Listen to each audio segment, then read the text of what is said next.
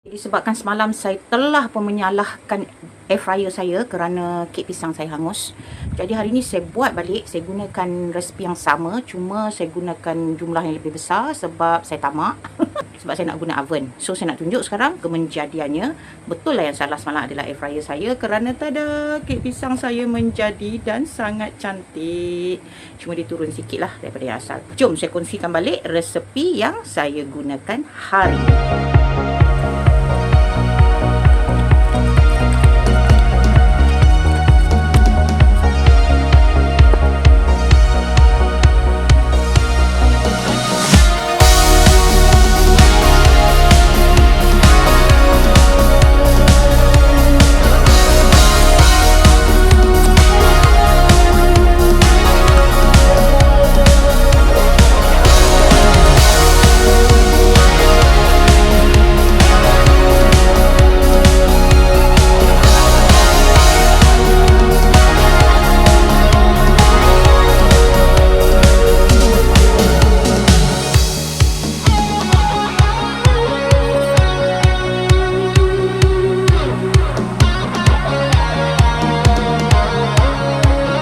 Kek macam ni, dia rasa macam kek coklat moist tau.